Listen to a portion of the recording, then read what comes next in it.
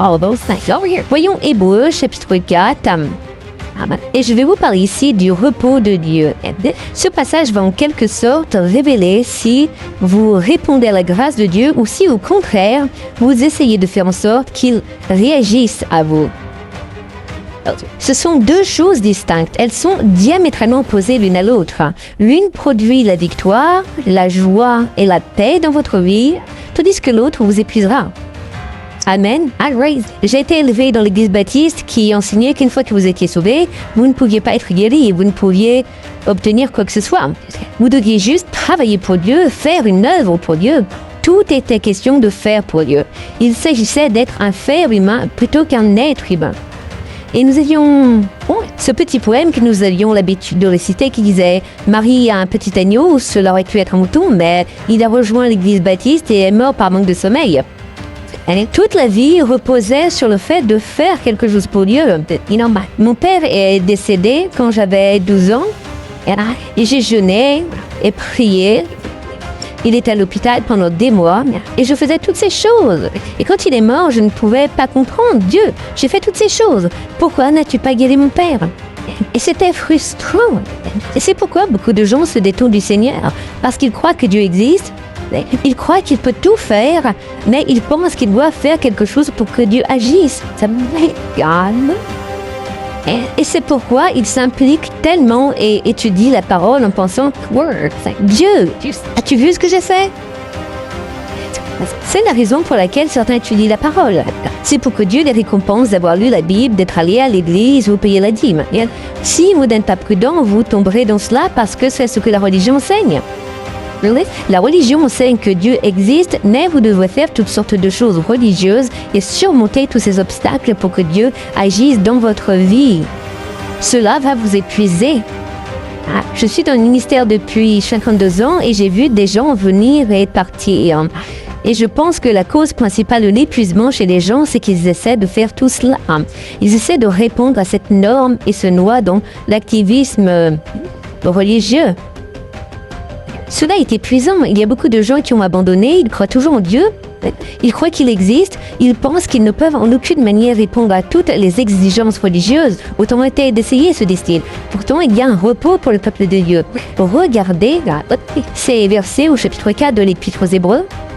Il dit au verset 1, « Craignons donc, tant que la promesse d'entrer dans son repos subsiste, que personne parmi vous ne pense être venu trop tard. Car la bonne nouvelle nous a été annoncée aussi bien qu'à eux. » Si vous lisez ceci dans son contexte, vous verrez qu'au chapitre 3, on parle des enfants d'Israël qui sont sortis du pays d'Égypte. Ils sont sortis de l'esclavage, mais ils n'ont pas accédé à la terre promise que Dieu avait prévue pour eux.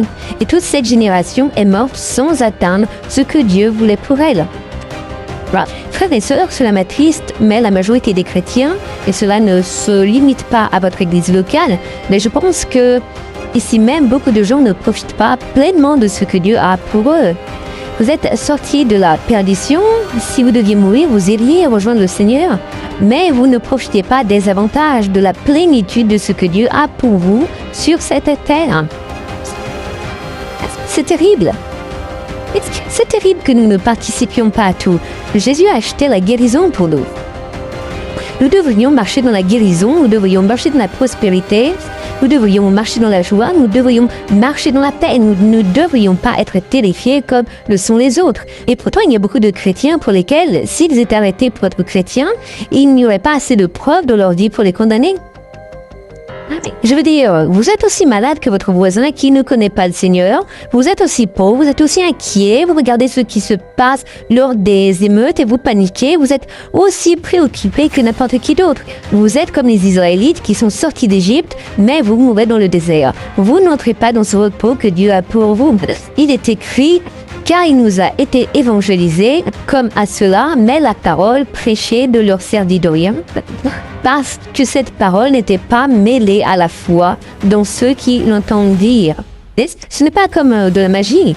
Ce n'est pas comme, vous savez, ces gens qui chassent les démons quand quelqu'un se met à manifester des démons. J'ai vu des gens tenir la Bible comme ça. Cela me rappelle un peu les... comment les appellent-ils déjà? Les Dracula. Oui, les vampires, merci. Vous regardez ces trucs? Et cela me rappelle ces films de vampires où ils tiennent une croix ou quelque chose comme ça et les démons ne peuvent pas le supporter. C'est ridicule.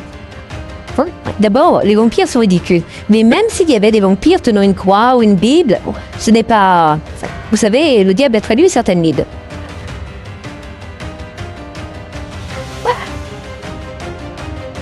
La Bible en elle-même ne fait pas peur aux gens.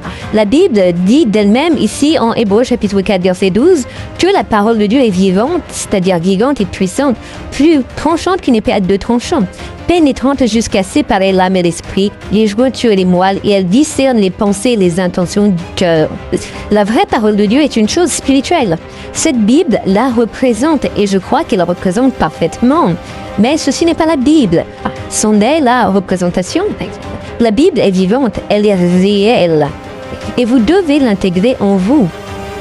Et la façon de le faire, c'est de mêler ces paroles avec de la foi. Quand cela devient réel à l'intérieur de vous, c'est alors qu'elle prend vie. Et donc, vous devez la mélanger avec la foi. Et ensuite, au verset 3, il dit « Car nous qui avons cru, nous entrons dans le repos. » Ainsi, comme il l'a dit, comme je l'ai juré dans ma colère, c'est une citation du psaume 95, verset 11. Et de toute façon, la formulation ici de la King James est vraiment maladroite. C'est l'une des traductions les plus maladroites de la King James dans la Bible. Et je n'ai pas une autre traduction avec moi maintenant. Alors je vais vous résumer une partie de cela. Mais quand il parle ici de repos, il ne parle pas de ça. Il ne parle pas d'un repos ordinaire. Laissez-moi lire un peu plus. Il dit au verset 3, oui, quant à nous qui avons cru, nous entrons dans le repos. Dans la mesure où Dieu a dit, j'ai juré dans ma colère, ils n'entreront pas dans mon repos. Pourtant, son travail était terminé depuis la création du monde. En effet, il a parlé quelque part ainsi au sujet du septième jour, et Dieu se reposa de toute son activité le septième jour. L'auteur du livre aux Hébreux assimile ce repos du sabbat que Dieu a pris à la création. Et ainsi, vous devez changer votre façon de penser ici parce que la plupart d'entre nous, quand nous parlons de repos, nous parlons d'être fatigués et d'aller nous coucher parce que nous sommes fatigués. Mais quand il dit que Dieu s'est reposé, il s'agit d'une citation de Genèse chapitre 2 verset 1 où il est dit qu'il s'est reposé de toutes ses œuvres et qu'il a béni ou sanctifié le jour du sabbat. Parce qu'il s'est reposé. Quand il s'est reposé, ce n'est pas parce qu'il était fatigué. Dieu n'était pas épuisé. Il est dit dans le livre d'Isaïe chapitre 40 que le Seigneur ne se fatigue pas. Dieu n'était pas épuisé. Ce n'est pas comme s'il faisait une étoile de plus et voilà qu'il en a fini pour la journée et qu'il serait éreinté. Ce n'est pas de cela qu'il s'agit. Quand il dit qu'il s'est reposé, c'est comme un artiste qui peint un tableau et que tout est si parfait que si vous ajoutez un coup de pinceau, de plus, vous allez ruiner le tableau. Et donc, vous posez le pinceau. Non parce que le pinceau est lourd, mais vous vous reposez de votre travail parce qu'il est terminé. C'est achevé. Ou un avocat qui dira « Je mets fin à ma plaidoirie ». Ce n'est pas parce qu'il est fatigué au point de ne plus pouvoir parler. Cela signifie qu'il a dit tout ce qu'il avait à dire. Il a partagé tout ce qu'il avait à partager. Sa plaidoirie est achevée. Et donc, Dieu a terminé. Il a achevé son travail. Quand Jésus s'est reposé de son œuvre qu'il avait faite, ce n'est pas parce qu'il était fatigué. Maintenant, je vais dire quelque chose ici sur la création, mais restez avec moi car je vais l'appliquer à votre situation. Et il y a une comparaison directe. C'est ce qu'il fait ici. Il dit qu'il y a un repos pour le peuple de Dieu. Et ensuite, il commence à parler de ce repos que Dieu a pris. Pour comprendre donc le repos qui a été mis à notre disposition, vous devez comprendre comment Dieu s'est reposé. Et donc, juste pour des raisons de temps, car nous sommes limités, je vais simplement résumer certaines choses. Mais revenez au livre de la Genèse et étudiez le chapitre 1. Et c'est très spécifique, la manière dont le Seigneur a tout créé. Il n'a pas simplement dit que les arbres soient, que l'herbe soit, que le bétail soit, que les animaux soient, que les poissons soient. Il aurait pu faire cela, mais s'il avait fait de cette manière, il aurait dû recréer des animaux, des poissons, des arbres et de l'herbe après que la chute ait eu lieu et que les gens meurent. Il aurait dû créer de nouvelles choses.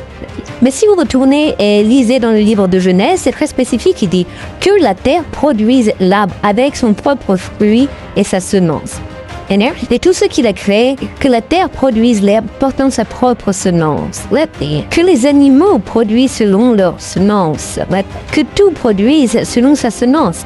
Et il a continué à parler de cela au sujet de tout ce qu'il a créé, tout ce qu'il a créé, il l'a créé tellement parfaitement qu'il n'a jamais eu besoin de recréer quelque chose d'autre.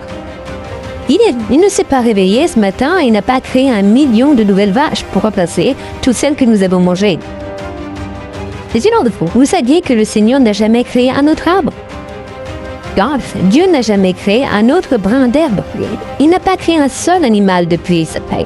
Il a tout anticipé, même s'il a créé cela, non pas pour que nous péchions, mais il anticipait que nous pécherions. L'Écriture dit qu'il était l'agneau immolé depuis la fondation du monde.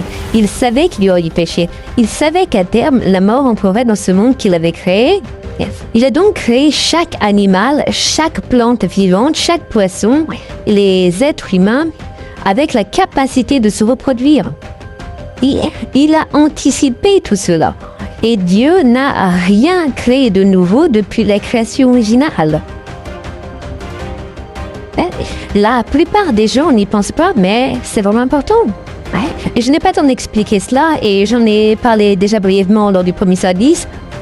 Je vais ouvrir une boîte de Pandore ici que je n'ai pas le temps d'expliquer, mais le pasteur Dwayne arrangera tout cela quand je serai parti.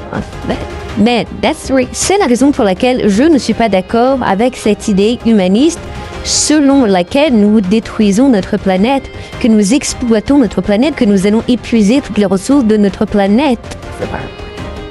Dieu a réfléchi à toutes ces choses. Et savez-vous qu'il a créé suffisamment de nourriture sur cette planète pour nourrir actuellement 7 milliards de personnes?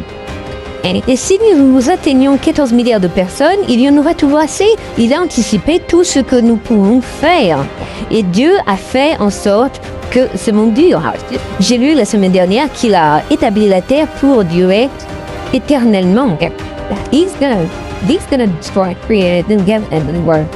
Cette terre ne manquera jamais de ressources. Vous savez, certains disent que nous pourrions manquer de combustible fossile. J'ai un gars qui travaille pour moi et qui a construit un moteur qui fonctionne à l'eau. Il a conduit une voiture sur une distance de 100 000 miles. Il est en train de travailler sur cette chose. L'eau peut alimenter tout ce que nous faisons. Il n'y a pas de limite. Dieu a tout créé. La seule limite, c'est nous et le fait de ne pas utiliser les ressources correctement. Donc, en tout cas, mon point en disant cela est que Dieu a pensé à la création. Rien ne le surprend. Il ne se lève pas chaque matin en disant « Eh bien, les gens mangent tous les animaux, je dois créer de nouveaux animaux. » Non, il a créé en chaque animal la capacité de se reproduire. J'ai lu dans un magazine qu'il y a une plantation d'arbres en Islande qui à elle seule est suffisante pour purifier l'air du monde entier. Cette seule plantation d'arbres suffit.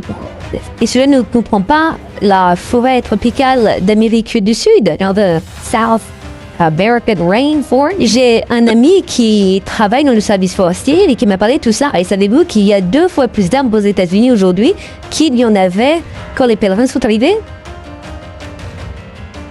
Dieu a fait les choses de telle sorte qu'elles se renouvellent d'elles-mêmes. Quand il a créé, il s'est reposé parce qu'il n'y avait plus rien à faire. Il n'y avait absolument plus rien à faire. Cela relève de la théologie spéculative, mais j'ai passé beaucoup de temps à réfléchir à cela. Et je crois que Dieu aurait pu passer des millions d'années à réfléchir à la création et anticiper tout ce qui pourrait éventuellement se produire. Et puis, quand il a créé, il n'a fallu que 6 jours pour créer l'univers entier et tout. Mais cela nécessitait une énorme quantité de réflexion. Et puis, si vous regardez les choses au niveau moléculaire, j'ai passé beaucoup de temps à penser à ces choses. Mais je suis venue en avion ici, vendredi, et je regardais l'air et les nuages. Et j'ai réalisé à quel point les nuages étaient extraordinaires. Comment Dieu a-t-il pensé à toutes ces choses? On n'y pense pas, mais c'est miraculeux. Et cet avion volait. On dirait qu'il volait à travers le vide. Mais il y a de l'air et toutes sortes d'éléments physiques. Vous direz qu'il n'y a rien entre vous et moi, mais il y a de l'air. L'air, c'est réel. Oui. Et pourtant, nous ne le voyons pas, nous n'en tenons pas compte, mais Dieu a pensé à tout cela. Et cet avion volait tout simplement parce qu'il y avait de l'air. Oui. En tout cas, mon point est que Dieu est merveilleux. Il a pensé à tout cela. Et il a pensé à la création d'une manière si parfaite qu'il a même anticipé toutes les choses qui pourraient se produire dans un monde déchu. Il a créé cette terre et quand il s'est reposé, c'était parce que son œuvre était achevée. Il n'y avait plus rien d'autre à faire. Dieu n'a pas répondu à nos préoccupations. Oh, nous allons épuiser la planète et nous allons faire cela. Il a anticipé tout ce que nous pourrions faire pour perturber les choses dans ce monde. Et tout se rétablira de lui-même. Certains d'entre vous n'êtes pas d'accord avec cela et vous avez le droit d'avoir votre opinion, mais je ne serai pas d'accord avec vous, sinon nous serions deux dans l'erreur. Il s'est donc reposé le 7e jour.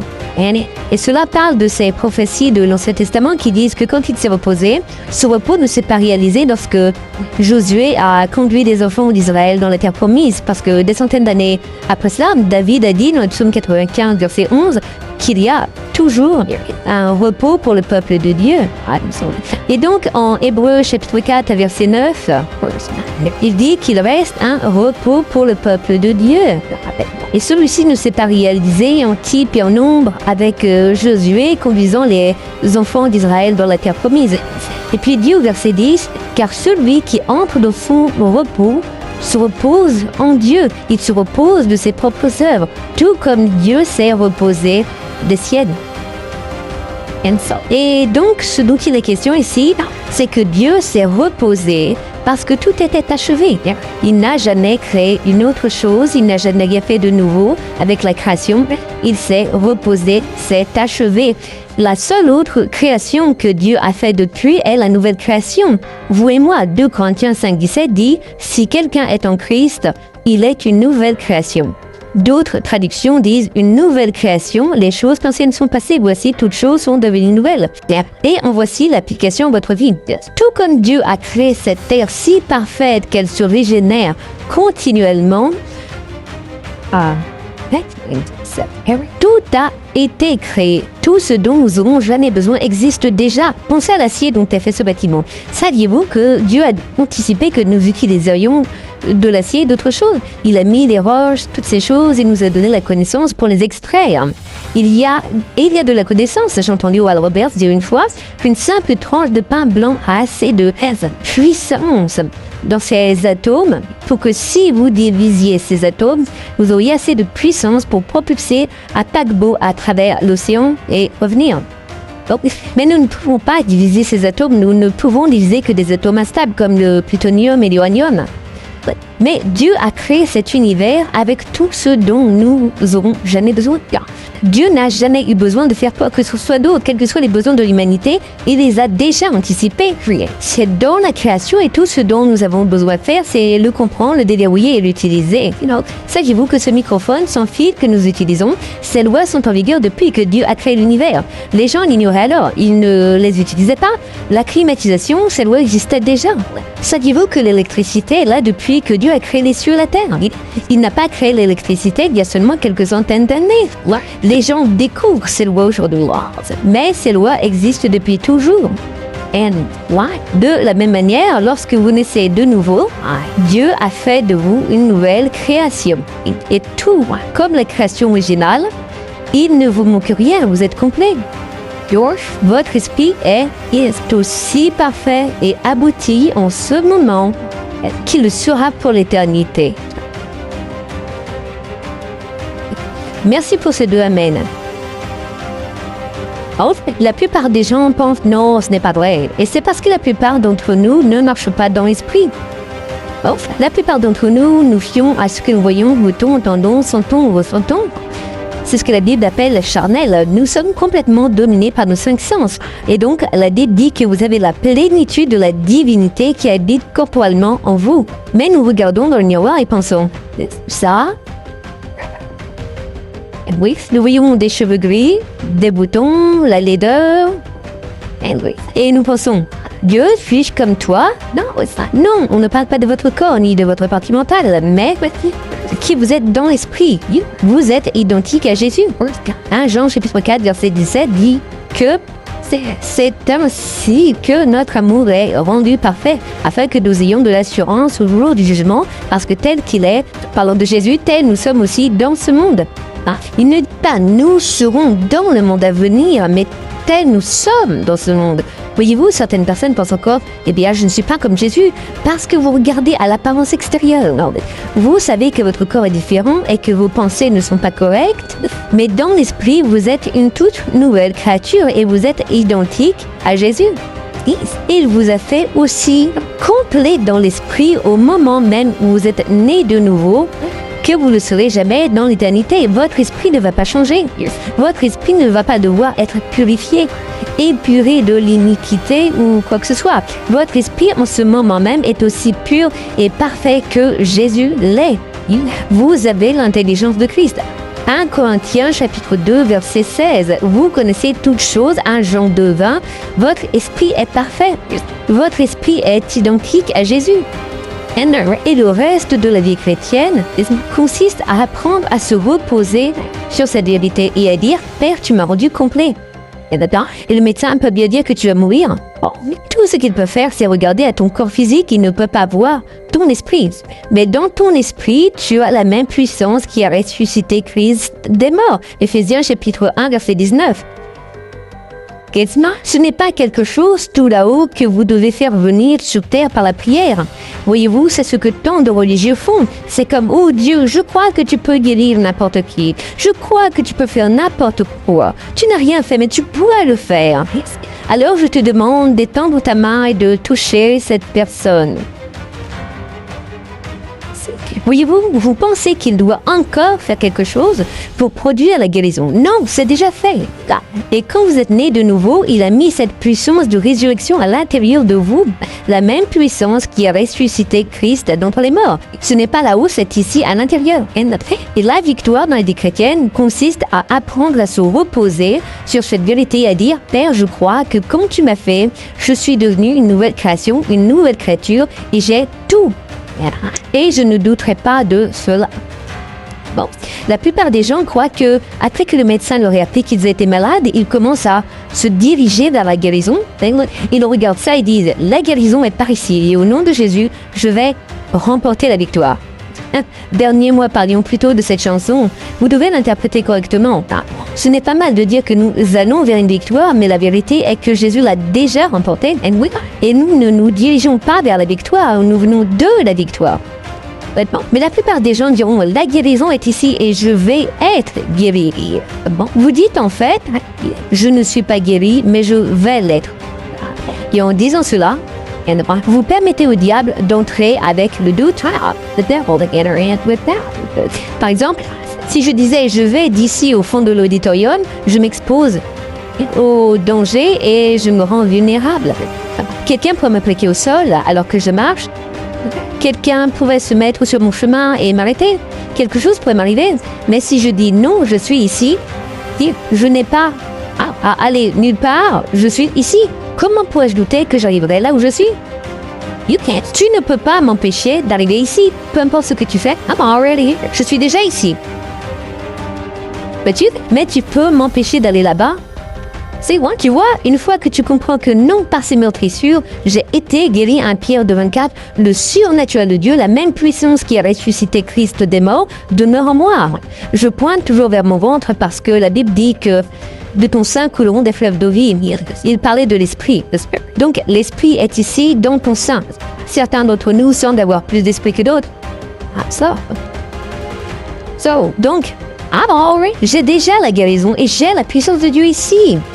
Et une fois que je comprends que non, je suis déjà guéri, alors je ne lutte pas pour être guéri, mais je lutte pour défendre la guérison que Jésus m'a déjà donnée. Il s'agit de se reposer en lui. Père, je n'ai pas à faire quelque chose pour que tu me guérisses. Par tes meurtrissures, j'ai été guéri. Tu as mis cette puissance à l'intérieur de moi et je me repose simplement dans le fait que c'est fait. Maintenant, cela pourrait amener quelqu'un à penser, eh bien, tu ne sais rien. Tu t'assieds simplement et tu considères que tout est fait. Si tu es toujours dans Hébreux chapitre 4, j'ai fini avec le verset 10. Le verset 11 dit Travaillons donc à entrer dans ce repos de peur que quelqu'un ne tombe après le même exemple d'incrédulité. Tu pourrais prendre ce que je dis et dire, eh bien, Jésus a donc tout fait. Je vais juste m'asseoir et ne rien faire. Well, eh bien, il est vrai que Jésus a tout fait, mais tu dois travailler pour entrer dans ce repos. Il faut faire des efforts pour renouveler ton esprit et arriver à ne pas te fier à toi-même. J'ai prié avec une dame entre les services qui a été diagnostiquée avec un cancer et elle connaît la parole de Dieu, et elle est forte dans la parole de Dieu, elle croit en Dieu. Mais une fois que ce diagnostic de cancer a été posé, elle a paniqué et elle a eu du chagrin et elle a dû traiter ces choses. Alors je lui ai dit, tu as plus de foi qu'il n'en faut pour être guéri du cancer. Ce n'est pas un problème, mais ce sont ces pensées d'incrédulité que tu vas devoir traiter pour te reposer dans ce que Jésus a fait. Tu vas devoir résister à ces pensées. Et c'est là que la plupart des gens perdent la bataille. Je soupçonne que la grande majorité des gens qui vont à Rest Life ont entendu la parole de Dieu sur la guérison. Vous croyez que c'est la volonté de Dieu de vous guérir et vous croyez que Dieu guérit aujourd'hui. J'ai vu ma femme et mon fils ressusciter de mort. Mon fils était mort depuis 5 heures dans une borne et complètement nu, dans une chambre froide. Quelqu'un l'avait déjà mis dans la chambre froide quand on m'a appelé. Il s'est alors assis et il m'a parlé. Aujourd'hui, il est en parfaite santé. Loué soit Dieu, c'est un miracle. Bon, la plupart d'entre vous croient en cela. Et vous croyez que de telles choses peuvent se réaliser. Mais le hic, c'est que vous ne vous reposez pas. Vous ne lui faites pas confiance. Vous ne comptez pas sur le fait que c'est fait. Vous pensez ainsi, Dieu, je sais que tu peux le faire. Vous ne doutez pas que ce que je dis est vrai, mais vous dites, que dois-je faire pour l'obtenir? Vous devez cesser de faire et commencer à vous reposer en disant simplement « Merci Père, c'est fait ». Mais pour se reposer ainsi, cela demande beaucoup d'efforts. Il faut passer beaucoup de temps dans la parole pour renouveler votre esprit et arriver à un point où ce que Dieu a dit est plus réel pour vous que ce que le médecin dit, que ce que le banquier dit, ce que l'avocat dit, ce que les nouvelles disent. Il y a beaucoup d'efforts dans le repos. C'est une déclaration puissante ici. Vous devez travailler pour vous reposer. Mon fils est né, je vois quand il avait 1 an. Alors qu'il courait, il est tombé et a heurté un coin d'une table. Il était pointu comme ça et cela frappait juste ici son oreille. Et quand il est tombé, une grosse bosse est apparue pleine de pus et elle s'est vidée. Mais nous avons juste prié pour lui et cru en Dieu pour une guérison. Savez-vous que chaque année, pendant environ 12 ans, cette bosse revenait exactement le même jour chaque année? Je pense que c'était démoniaque et je ne vois aucune raison pour laquelle cela se produirait physiquement, naturellement. Mais chaque année, cette chose revenait et nous voyions cette bosse revenir et nous commencions à prier.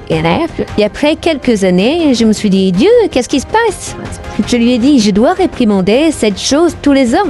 Qu'est-ce qui se passe? Et il m'a dit, tu ne te reposes pas en ce que je fais. Tu luttes pour qu'il soit guéri au lieu de lutter parce qu'il a été guéri. Certains d'entre vous ne voient peut-être pas la différence là-dedans, mais il y a une énorme différence. Et tout d'un coup, j'ai dit, il est guéri. Et au lieu de jeûner, de prier comme je l'avais fait toutes ces années précédentes, nous l'avons regardé, nous faisions une dévotion avant qu'il ne se couche et nous avons tous les deux commencé à rire en disant, diable, tu es tellement stupide, quand vas-tu arrêter et abandonner?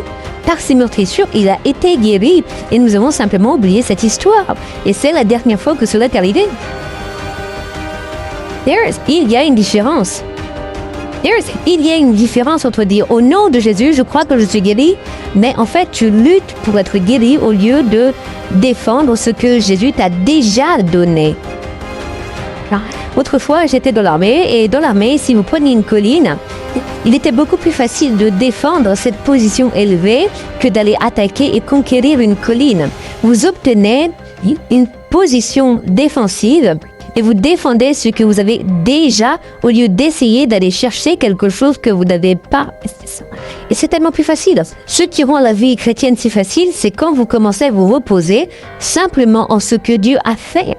Et comme cette dame avec laquelle j'ai prié entre les services, je lui ai juste prié pour qu'elle puisse simplement surmonter la peur, repousser ses pensées, rester là et lutter contre l'incrédulité. Vous n'avez pas besoin d'avoir beaucoup de foi. Dieu a dit, si vous avez de la foi comme un grain de moutarde, c'est minuscule. Vous n'avez pas besoin d'une grande foi. Ce n'est pas votre foi qui pose problème, c'est votre incrédulité qui pose problème.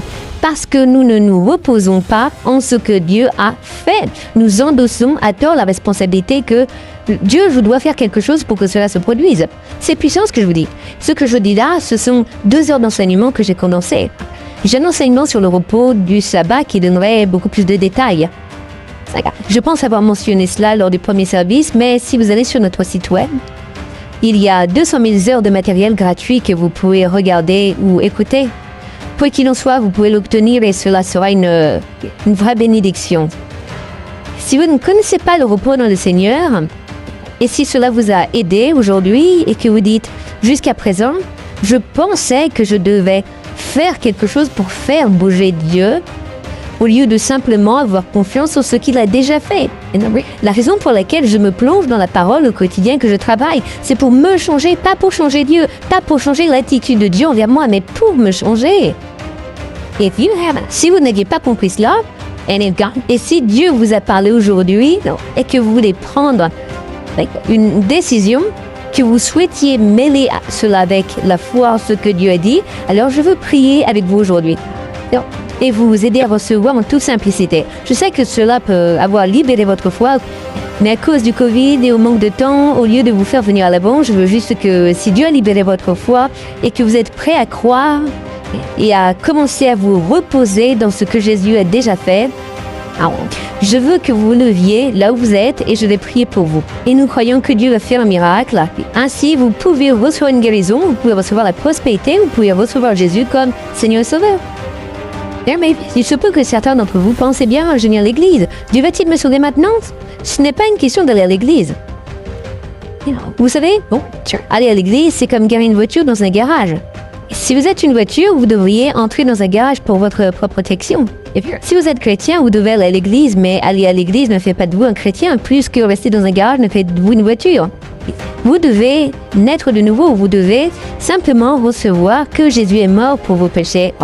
Tout ce que vous avez à faire, c'est de le recevoir.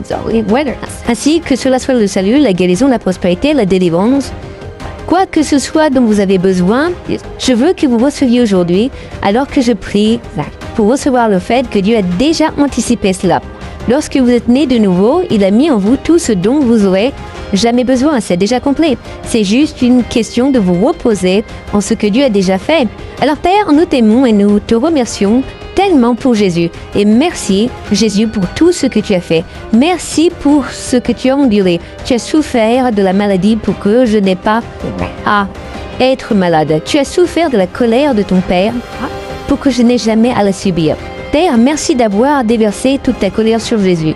Et je prie pour mes frères et sœurs ici aujourd'hui, que ce soit la guérison, le salut, la délivrance, la joie, la paix, la prospérité, quoi que ce soit, Père, nous nous reposons maintenant dans la foi du travail accompli de Jésus. Et nous croyons, Père, que tu fais des miracles dans la vie des gens en ce moment même. Si les gens ne te connaissent pas, je prie qu'ils fassent maintenant ce que dit Romains 10, verset 9, confesser de leur bouche que Jésus est leur Seigneur et croire dans leur cœur que tu l'as ressuscité des morts et ils seront sauvés. Père, je déclare cela sur les gens en ce moment. Nous te remercions, Père, et nous recevons tous les bienfaits de ce que Jésus a déjà fourni. Nous nous reposons cela au nom de Jésus. Amen.